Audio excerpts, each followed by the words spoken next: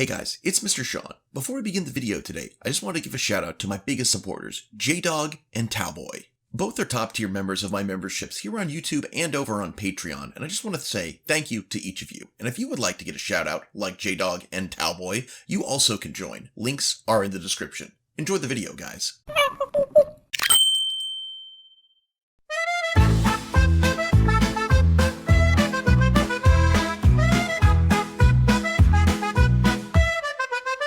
Everyone loves media, but sometimes we lose media, lost media.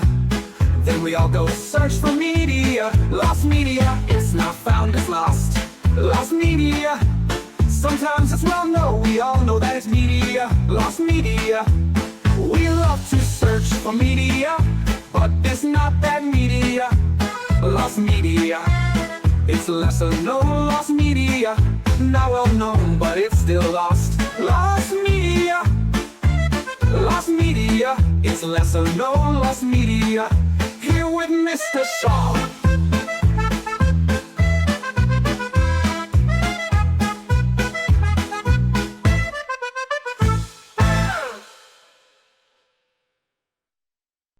Welcome back, Simian Squad, to another episode of Lesser Known Lost Media, this time volume 92. We are rapidly approaching our 100th episode, but don't worry if this is your first time, these can be watched in any order, and hey, you have 91 videos you can binge watch after this one. Lucky you. Now, the way this normally works is we start with 4 family-friendly, safe-for-work pieces of lost media, take a brief break, and then end with a spicy piece. And we're doing things a little different today, though, because we're going to do 3 pieces of safe-for-work lost media, have a brief break, do our spicy piece, have another break, and then an even spicier one. So you get a spicy piece and a muy caliente piece. Now, let's begin. Our first piece today is Anastasia, partially found live-action reference material for the Don Bluth animated film from 1997. So, Anastasia is a 1997 animated musical historical fantasy film created and produced by Don Bluth and Gary Goldman. The movie is based on the real-life Grand Duchess Anastasia Nikolaevna of Russia and the urban legend that she survived the execution of her family. The film was released on November 21st with general positive review from critics from its soundtrack to the fluid and realistic animation. The animation was achieved by filming the whole movie in live action as reference material with a full cast of actors. So, during the production of Anastasia, Don Bluth found out that there were no seasoned animators to hire because of Disney and DreamWorks hiring them all. So to get some animators, Don went to the Philippines and hired comic book artists and taught them animation. To teach them how to do that, he decided to direct the entire movie in live action and let the animators use that as reference material called stats. This has been used the same way Disney used in old movies, examples being Sleeping Beauty and The Pointer. Now, according to Don Bluth's autobiographical book, Somewhere Out There, My Animated Life, he talks about the live-action reference footage and reveals that he actually preferred the live-action version over the final version. So, what of this footage is available? Well, some small behind-the-scenes footage of the live-action material has been released in the 2005 documentary The Making of Anastasia, but as of today, the full reference footage hasn't been released online. This one intrigued me because this is a way Disney used to do things back in the day. You'll actually see some footage. You can find the footage easily of like Tinkerbell, or one of my favorites is the actor who voiced the Mad Hatter actually came in and did his entire weird, like putting jam in a clock and all that. He did it in front of the animators. They have him filmed live action. That's the way this used to be done, and it's a great way to it seems like it was a great way when you couldn't get the seasoned animators you needed. Also, this just because this is a piece of lost media regarding the film Anastasia, which holds a special place in my heart. In fact, it is my wife's favorite animated film, and our first dance at our wedding was one of the songs from Anastasia, so this one was pretty cool, guys. Would love it if this was fully recovered someday. At number 2, we have the Lusitania sinking photos, partially lost series of photographs of British passenger ship from 1915. While not as famous as the sinking of the RMS Titanic, the Lusitania was another ship that sank and had a great loss of life. The Lusitania sinking photos are the final images taken aboard the RMS Lusitania, depicting scenes of the ship sinking on the 7th of May 1915. The photos were taken by assistant radio operator David McCormick, although his immersion in the Atlantic seawater as the ship sank ruined the film. There is one surviving image of the film, although the whereabouts of the original film or whether any other prints have survived to the present is unknown. So yeah, we all know about the Titanic, but what happened to the Lusitania? Well, the ocean liner, RMS Lusitania, was struck by a torpedo from the German submarine U-20 and sunk on the 7th of May 1915, killing 1,195 of her 1,959 passengers. Wireless operators Robert Leith and David McCormick remained in the wireless room for as long as possible before leaving. Upon exiting the room, McCormick pulled out his pocket camera and snapped a few photographs from a vantage point atop the wireless room. However, he would end up in the water as the ship sank, ruining the images. Both McCormick and Leith would survive the sinking. The surviving photos from McCormick's camera, as well as the water-damaged final images, would be published in the British tabloid The Daily Sketch on the 11th of May, giving the world its first and possibly only view of the sinking. It is uncertain how many photos were taken exactly due to the damage to the reel and the quality of the printing. The aspect ratio of the known photos did not appear to line up consistently with the photos, calling into question whether the Daily Sketch pictured the reel in its entirety. Images 1 and 2 were taken approximately a half an hour before the torpedo strike. This time allowed them to develop and therefore escape the sea relatively unscathed, and depict the boat deck and promenade deck respectively. Image 3 does not appear to show much, although they are allegedly human facial features visible in the noise, leading to the theory this is a picture of fleeing crowds on the boat deck. Image 4 is indiscernible, while image 5 appears to depict one of several figures clambering onto an overturned lifeboat. The final image is the most famous of the reel, as one of the ship's drum-type ventilators is discernible. So, what all is available? Well, the printing on the Daily Sketch is the only instance of the photos being made available. While quite unlikely, it is possible that higher quality prints or even the original negatives have survived in some capacity, though this has not been found. Again, this one is interesting to me because this is a shipwreck that, while well known, often gets overshadowed by the sinking of the Titanic, which led to the deaths of about 1,500 people. And while the Lusitania didn't have quite such a large loss of life at only 1,195, which is less by, approximately 300, it's still a huge loss of human life, especially due to the fact that while the Titanic was that those deaths were caused by human error, this one was caused by human malice, being that of a German U-boat. So, in me, this one is even more tragic, as that it was, this one, the crew is not at fault. They didn't run aground of an iceberg. These people were murdered, and that is truly tragic. At number 3, we have R. Lee Ermey, lost audition footage for Full Metal Jacket from 1985. Now, if you're like me, you enjoy about half of the movie Full Metal Jacket, and that is the first half. Full Metal Jacket is a 1987 war drama directed and produced by Stanley Kubrick, based on the 1970 novel The Short Timers. The film is split into 2 sections. The first half focuses on a boot camp training for a platoon of U.S. Marines under Gunnery Sergeant Hartman, played by R. Lee Ermey.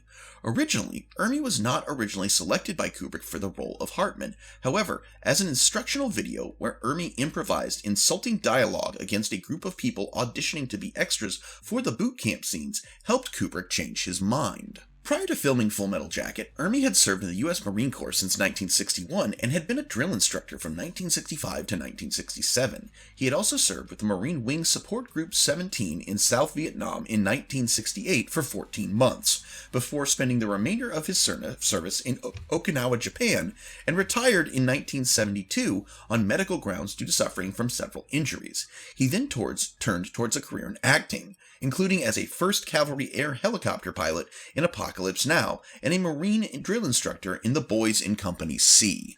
Ermey's performance as Staff Sergeant Loyce in The Boys in Company C influenced Kubrick into initially not casting Ermey for the role of Hartman. Kubrick's reasoning was that, based on the Loyce portrayal, Ermey simply lacked the viciousness needed to play Hartman. Hence, Ermey was only given the role of a technical advisor for the film, while Tim Colseri was cast as Hartman. Ermey was undeterred, however. In fact, his role as a technical advisor was actually part of his plan to convince Kubrick to cast him. In one interview, Ermey claimed that his plan to break into Hollywood would be to become a technical director based on his military knowledge, and then showcase to the filmmakers that he could play a prominent character in their films.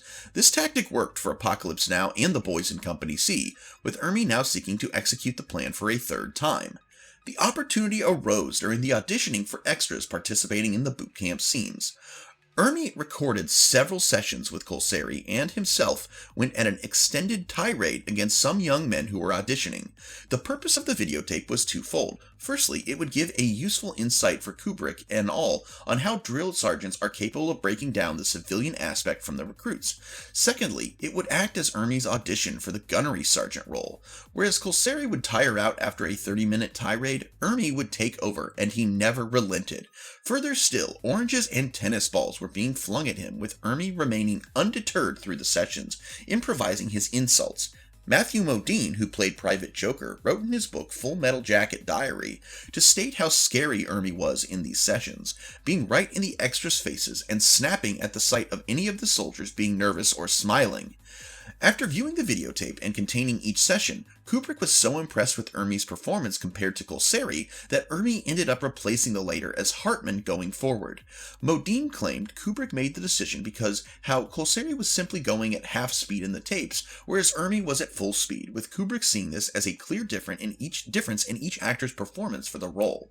In an interview with Rolling Stone, Kubrick stated that throughout the course of the auditions, Ermey had come up with approximately 150 pages of insults, with Ermey later being responsible for 50% of the dialogue for his character in Full Metal Jacket. So, this sounds really cool, right? Well, what is available of this tape? Well, despite the videotape's significance towards Full Metal Jacket, it has never been released to the public. It is possible that it is included as part of the Stanley Kubrick archive, which has preserved much of the media surrounding Kubrick and his films. However, because the Stanley Kubrick archive is only accessible to the University of the Arts London students and staff via appointment, verifying this is difficult. Alternatively, the footage could have been destroyed as part of outtakes and other content Kubrick requested be burned prior to his death in 1999. Regardless, no images or footage are currently available to view. Now, I was unaware that this tape was lost, but I had heard of the tape before because there's another interesting part of Ermey's performance that I think is very important and why the first half of Full Metal Jacket works so well. Ermey once stated in an interview that he did not like the dialogue that they gave to Sergeant Hartman because he was just being needlessly cruel as opposed to what a drill sergeant is actually supposed to do, which is, give these recruits the tools they need to survive so that they don't die when they go over to war. He's like, the sergeant is mean, but he's necessarily so. It's because he cares about these boys. He needs them to, go from civilians to soldiers. And that was what he thought was missing from the dialogue, and that's what he brought forth in his performance. And while, yes, unfortunately his character does meet an unfortunate end because he pushed one cadet a little too far, I do think that he did an amazing portrayal, and he's the reason why we all love the first half of Full Metal Jacket. Alright guys, we're going to get to our first spicy piece here in just a second, but I just wanted to say thank you all so much for, there's been a lot of interaction and a lot of growth on the channel recently. We're going to go over the KPIs in the next break, but I just want to say that I am so happy to see how much interaction we've been getting. I started doing neckbeard videos again, and you guys were really receptive to that. One of the videos currently at the time of recording is almost to 1,000 views, which we haven't seen on this channel in a while, and I did do a short opinion piece. Again, I do opinion pieces mostly as member exclusive, but I've done a couple where the members get them first and then everyone else can watch them as a bit of a preview, and I did a very short one on my thoughts on whether or not the community as a whole has any obligation to children, or do the children, are children really just the responsibility of their parents? My viewpoint is more towards the latter, but a lot of people disagreed with me, and you've shared your opinions on that video, and I thank you for that. We don't have to agree on everything. This world needs differing opinions, and I thank you for sharing yours with me, whether you agreed with me or whether quite a few of you did not, and that's okay. I respect your opinion, even if I do not share it. So thank you so much for all the engagement recently on the channel. It really is amazing, and I thank you for it. Alright guys, our spicy piece today is the Game Boy Color body paint event, lost video of a promotional event for the Nintendo Portable Console from 1999.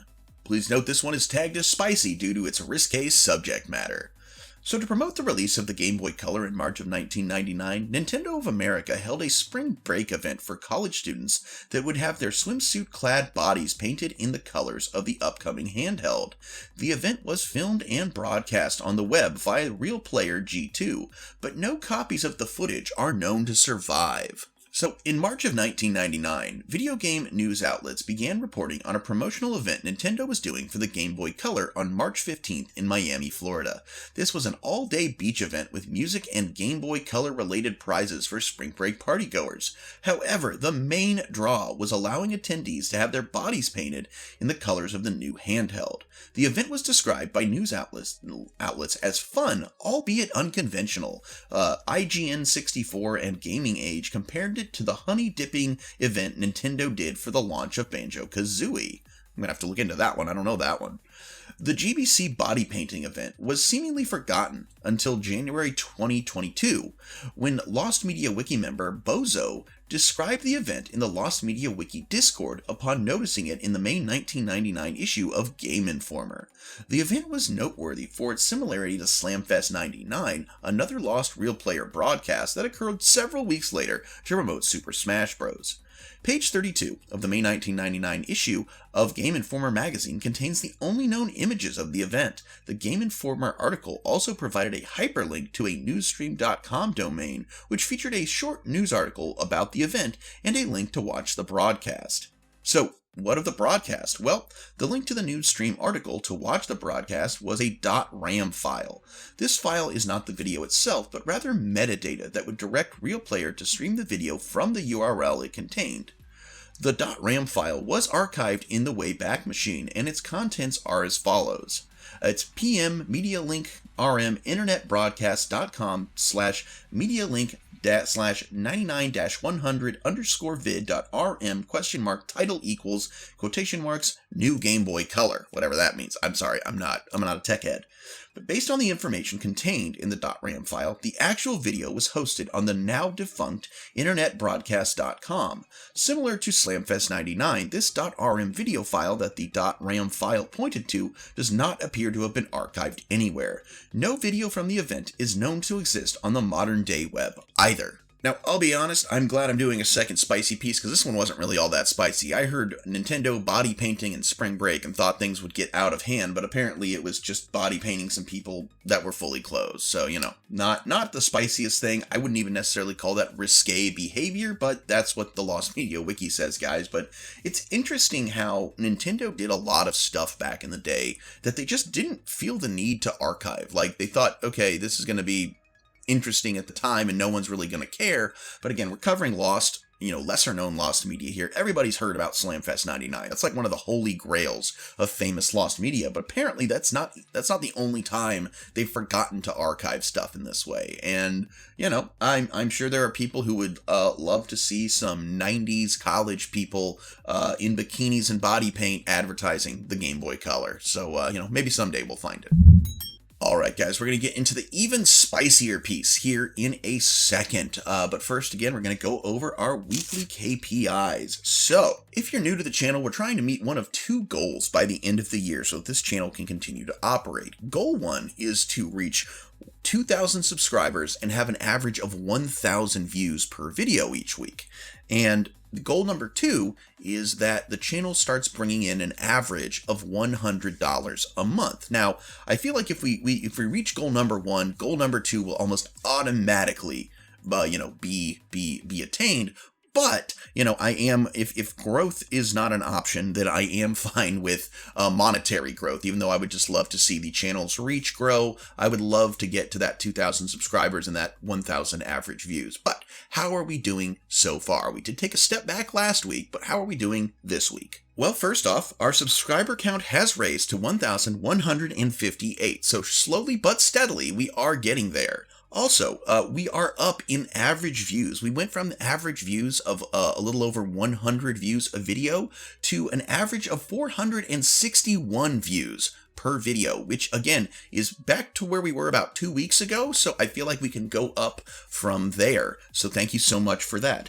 And how is the channel doing monetarily? Well, last week we reported the channel was bringing in roughly $20 a month. Well, I'm glad to announce that we are now up to an average of $30 a month. So we have gone up an average of $10 per month. So that's really cool, guys. We're still trying to reach those goals, but I feel like we can do it. And again, I want to thank you so much. Your continued views as well as your increased interaction with the channel is definitely the reason behind all of this. So thank you so much, guys.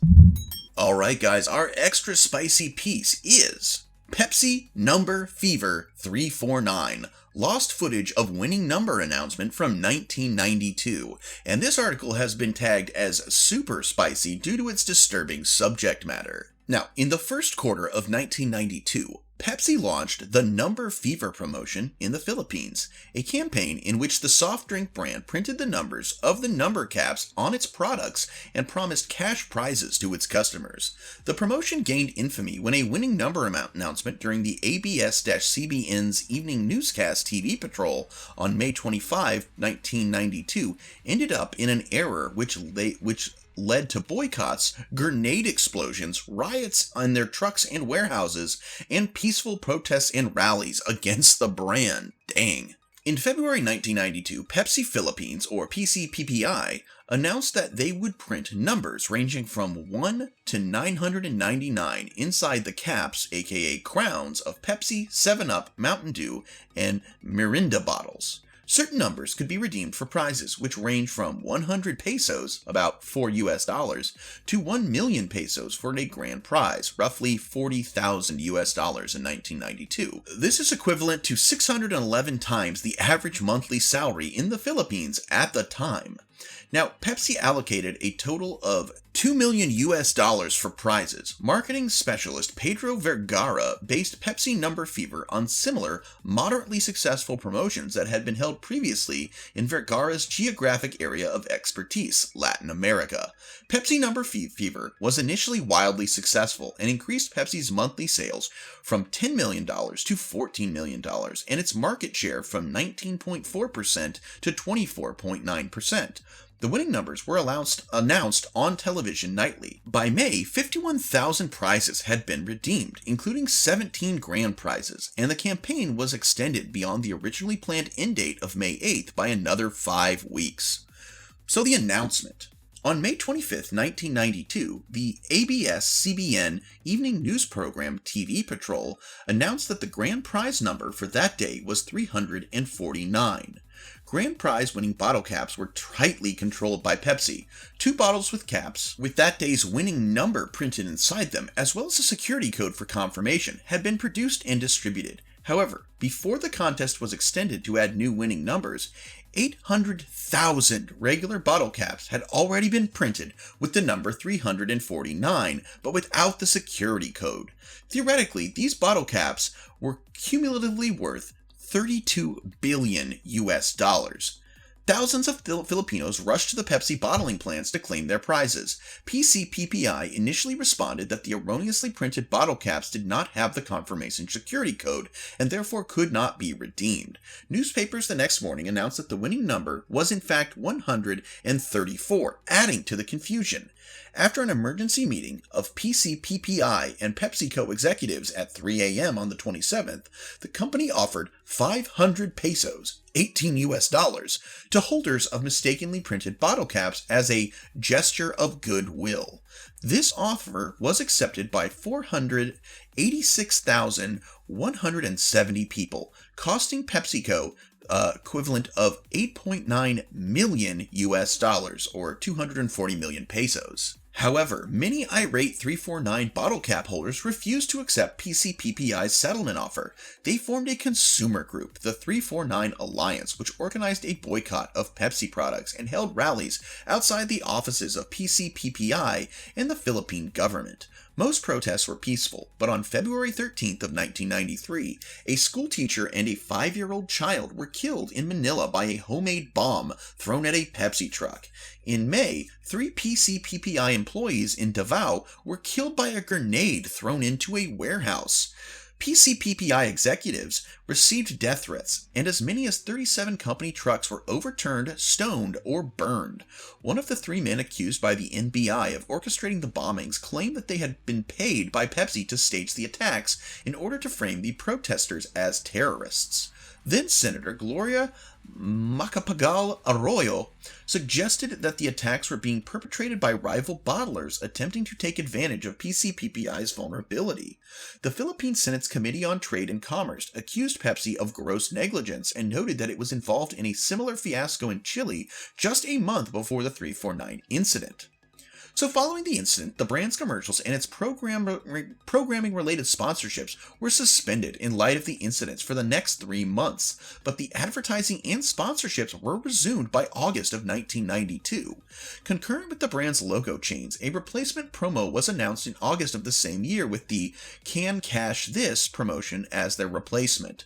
Meanwhile, the Philippine Basketball Association team Pepsi Hot Shots was renamed 7-Up Uncolas prior to the start of the 1992 PBA All-Filipino Conference because of the incident, and it remained that way until the 1993 PBA Commissioner's Cup, when the team was changed to Pepsi Mega Bottlers before the 1993 PBA Governor's Cup. I'm just gonna, one sec guys, I love the fact that they have team names in the Philippines Basketball Association that's just blatant brand sponsorship. I kind of love that. About 22,000 people took legal action against PepsiCo. At least 689 civil suits and 5,200 criminal complaints for fraud and deception were filed. In January of 1993, Pepsi paid a fine of 150,000 pesos to the Department of Trade and Industry for violating the approved conditions of the promotion. On June 24, 1996, a trial court awarded the plaintiffs in one of the lawsuits 10,000 pesos, which is about $380 each in moral damages. 3 dissatisfied plaintiffs appealed, and on July 3rd of 2001, the appellate court awarded these 3 plaintiffs 30,000 pesos, about $570 each, as well as attorney's fees. PCPPI appealed against this decision. The suit reached the Philippine Supreme Court, which in 2006 ruled that PCPPI is not liable to pay the amounts printed on the crowns to their holders, nor is PCPPI liable for damages thereon, and that the issues surrounding the 349 incident have been laid to rest and must no longer be distributed in this decision. So, the original piece we said is lost is the announcement. Well, what is available? Well, no footage of said incident, along with the full May 25th, 1992 broadcast of TV Patrol and the news coverage related to this have ever resurfaced online. The Netflix documentary Pepsi Where's My Jet did feature clips from the incident, however. Now, this was a spicy piece, guys. This one went bonkers, and I used to work for Pepsi actually for about 2 years, and they do some shady crap. They're not, and if you've seen Pepsi Where's My Jet, this isn't even the only time one of their promotions has gone poorly. But they seem to get through pretty much unscathed. So honestly, I doubt they'll ever learn. And because though I do think that this piece of media was purposely lost, buried, hidden, whatever, because of the backlash that happened from this. And I don't think certainly the news station doesn't want to relive their part in everything that happened. So I think this one's gone for good. Unless someone finds it that isn't supposed to and decides to leak it, we're not going to see this one again. And that's the video, guys. Thank you so much for joining us today. I am looking forward to see the channel grow. I'm really looking forward to us getting to that 100th episode. I think I'm going to do something pretty cool for that one. Might do a giveaway. I don't know. Hopefully it goes better than Pepsi's. Anyway, until next time, guys, I'm Mr. Sean. This is Mr. Sean Productions, and I sincerely hope that you alpha great day and an even beta tomorrow. Bye-bye.